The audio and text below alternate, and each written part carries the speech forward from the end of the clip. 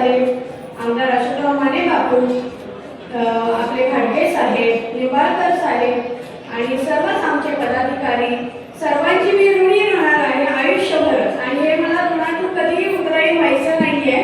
त्यामुळे मला फक्त एकच म्हणायचं आहे की आज मला ही जी संधी उपलब्ध झाली आहे त्याचं खरं सोनं करायचं. ही सगळी संधी मला जी उपलब्ध करून तुम्ही सगळ्यांनी शिववासन दिले आहे, नक्कीच सोन्याच्या रूपात आहे तुम्ही करणार आहात. माझ्यापेक्षा माझ्यावर विश्वास तुमचा सर्वांचा आहे. आणि तसेच बऱ्याचशा योजना या आपल्या केंद्रात राज्यात आपलं महायुतीचं सरकार असल्यामुळे आपल्या चालू आहेतच योजना, प्लस त्याच्यामध्ये भर पाडून आम्ही जास्तीत जास्त योजनांचा लाभ आपल्या शिरोवासियांना देण्याची हमी मी देत आहे. आम्हाला कुणावरही टीका करायची नाहीये. आम्ही काय करणार आहोत हे विजन आम्ही पुढे घेऊन चालत आहोत. प्रत्येक हाताला काम आणि प्रत्येक व्यक्तीला पक्क घर हे आपलं विजन असणार आहे. गावातल्या समस्या तर भरपूर आहेत. आज मी जेव्हा गावात फिरते, म्हणजे प्रचारासाठी फिरते, विरोधकांच्या कुठल्याही नगराध्यक्ष पदाच्या उमेदवारांचं मला वाटतं एकही फेरी पूर्ण झाली नसेल. आज माझी तिसरी फेरी पूर्ण होत आलेली आहे. म्हणजे इतका चांगला रिस्पॉन्स मला मिळत आहे. कायमच मला लोकांनी प्रेम दिलेलं आहे.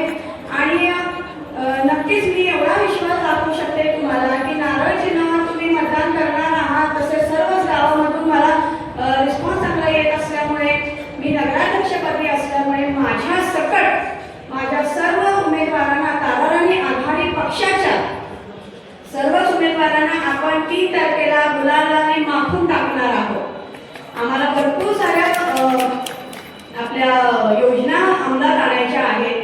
खूप सारे आमची कामं बाकी आहेत, जी आमच्या मनामध्ये आहेत, ती आपली सत्ता आल्यानंतर ती पूर्ण होणार आहे. महिलांसाठी विशेष व्यासपीठ निर्माण करावं ही माझी मनापासून इच्छा आहे. मेट्रो सिटीतून आल्यामुळे गाव भागामध्ये राहिल्यामुळे मला बऱ्याचशा महिलांच्या समस्या माहिती आहे. त्यातली सर्वात महत्त्वाची समस्या म्हणजे आपली पाणी स्वच्छ मिळत नाही, शुद्ध मिळत नाही, मुबलक मिळत नाही आणि मुख्य म्हणजे वेळेवर येत नाही. त्यामुळे ज्या महिला आपल्या कामाला जाणाऱ्या असतात त्यांचं टायमिंग सगळं चुकत आले. ते पाणी आम्ही रोजच्या रोज वेळेवर आणि रोजच्या रोज, म्हणजे एक दिवसाआड आपल्याकडे जे पाणी येतं ते तसं न येता रोजच्या रोज यावं यासाठी आम्ही प्रयत्न करणार आहोत. आणि ते पहिल्या 6 महिन्यामध्ये तुमच्यापर्यंत सगळ्या योजना त्या क्लिअर झाल्यानंतर तुमच्यापर्यंत ते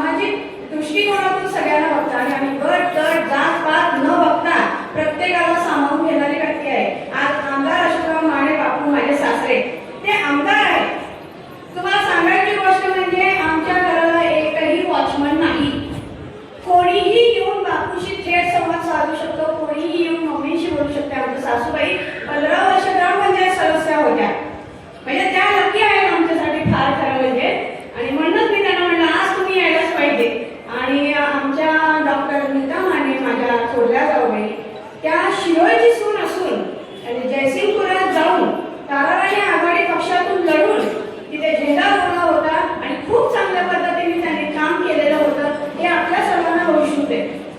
डॉक्टर अरविंद माने माझे पती जे अपक्ष म्हणून निवडून आले आणि नंतर त्यांनी भाजपमध्ये प्रवेश केला. त्यांचं काम सुद्धा तुम्ही जर बघितलं तर गावामध्ये सर्वश्रुत आहे. आपला प्रॉपर्टी कार्डाचा जो प्रश्न होता तो डॉक्टर साहेबांनी 25 वर्ष प्रलंबित प्रश्न होता तो पूर्णपणे आपण प्रॉपर्टी कार्ड वाटून त्यांना फ्री ऑफ कॉस्ट सगळ्या योजना आमच्या डॉक्टर अरविंद माने युवा प्रतिष्ठानतर्फे आजपर्यंत जेवढ्या योजना आहेत तेवढ्या सगळ्या आपण मोफत आपण आजपर्यंत देत आहोत. जेणेकरून डॉक्टर साहेबांचं नगरसेवकपदे 2 वर्षापूर्वीच संपलेलं आहे. परंतु समाजसेवेच्या भावनेतून आणि काहीतरी आपण समाजाचं देणं लागतो या गोष्टीतून त्यांनी स्फुरण घेऊन हे काम आजपर्यंत चालू ठेवलेलं आहे. आजही तुम्ही गेला तर तुमचं केवायसीचं काम होणार आहे. ई केवायसीचं काम अजून सुद्धा चालू आहे आपल्याकडे आणि इतक्या सगळ्या गोष्टी आहेत यामुळे आम्हाला सगळ्यांचं प्रेम मिळत आहे. माझी एकच विनंती आहे की आज तुमची सून, तुमची मुलगी, तुमची मैत्रीण सगळी कोण असेल ते तुम्ही जे मला मानता ते आज शिरोळवासियांना माझं आवाहन आहे. आजपर्यंत डॉक्टर अशोकराव माने बापू हे हातकणंगलेचे आमदार झालेले आहेत. डॉक्टर अरविंद माने हे अपक्ष जरी असले तरी पण नंतर भाजपमध्ये प्रवेश केलेला आहे आणि डॉक्टर नीता माने या जयसिंगपूरला जाऊन नगराध्यक्ष झाले.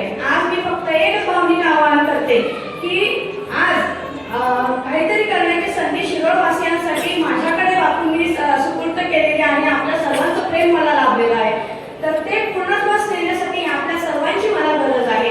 आपण सर्वजण नारळावर शिक्का मारून सर्वजण नारळ चिन्हावर आणि पूर्ण पॅनलला माझ्या सकट 20 उमेदवारांना प्राधान्य आघाडी पक्षाचा आपण नक्कीच निवडून देणार आहात. हा माझी ग्वाही आहे आणि तुमचा प्रत्येक शब्द हे शिरोधारा राहणार आहे. नगरसेवकपदी जेवढे सुद्धा आमचे उमेदवार निवडून येणार आहेत तुमचे कुठलेही प्रश्न असू दे तुम्हाला प्रत्येक वेळी उठून नगरपालिकेत येण्याची गरज लागणार नाही. ते स्वतः तुमच्या दारात येऊन तुमची कामं करणार आहे.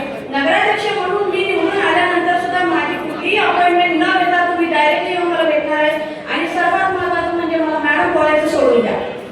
मी सारिका आहे, तुम्ही काही म्हणा काहीही म्हणा तर मॅडम म्हणू नका. कारण मॅडम म्हटलं तर आपल्याला संवादाला खुलतो. त्यामुळे आपल्याला विनंती आहे की आपण सर्वजण असंच आम्हाला प्रेम देत राहावं आणि असंच आम्हाला ऋणात होऊ द्यावं. धन्यवाद. संघर्ष या न्यूज चॅनलला लाईक करा, शेअर करा आणि सबस्क्राईब करा.